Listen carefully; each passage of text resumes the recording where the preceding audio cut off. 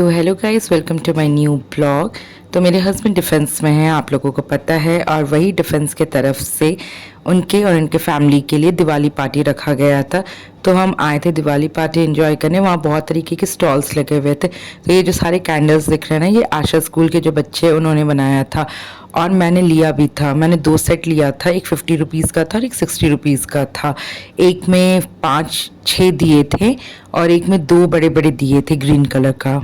वहाँ पे बहुत सारी चीज़ें थी, रैदर देन कैंडल्स वहाँ पर यूटेंसिल्स, बर्तन वगैरह थे, खादी की चीज़ें थे, बहुत सारी चीज़ें थे। उसमें से ऑलमोस्ट मेरे पास बहुत कुछ है, तो मैंने अननेसेसरी चीज़ें नहीं लिया। दिवाली था तो मैंने बस कैंडल्स लिया।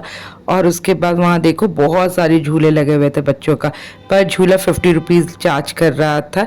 इससे पहले एक पार्टी हुई थी, दिवाली पार्टी, उसमें फ्री ऑफ कॉस्ट था झूला, लेकिन यहाँ पर पैसे लग रहे थे।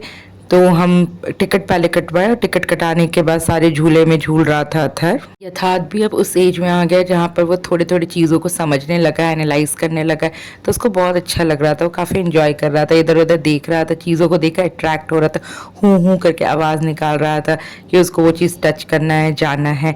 और ये जो झूला है ना, इस झूले में अथर बिल्कुल भी बैठना नहीं चाह रहा था, बट फिर हमने मोटिवेट किया उसको, क्योंकि हम नहीं चाहते थे कि अथर किसी भी चीज़ से डरे। एंड फाइनली देखो वो झूलने लगा। आइस खोलो, आइस खोलो।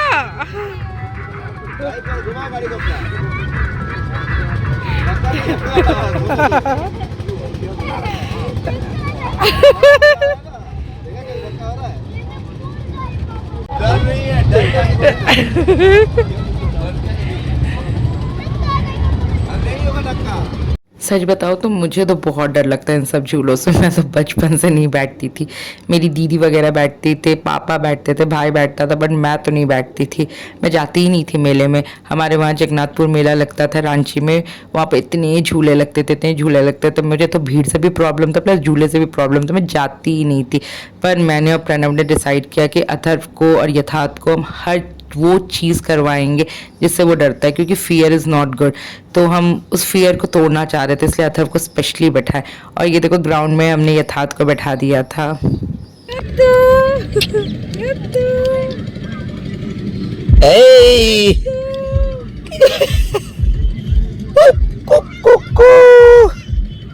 अदर आ जाओ।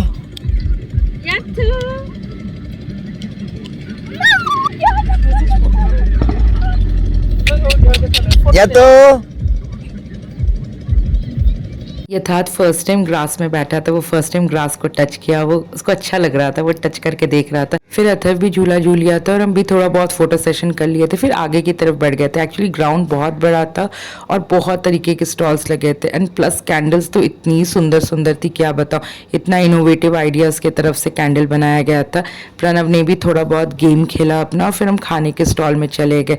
हम ज़्यादा कुछ खाए नहीं थे, दही वड़ा खाए थे और पापड़ी चाट खाए थे। इसके बाद हम घर के लिए निकल गए। तो कल मिलते हैं नेक्स्ट ब्लॉग के साथ। Bye bye.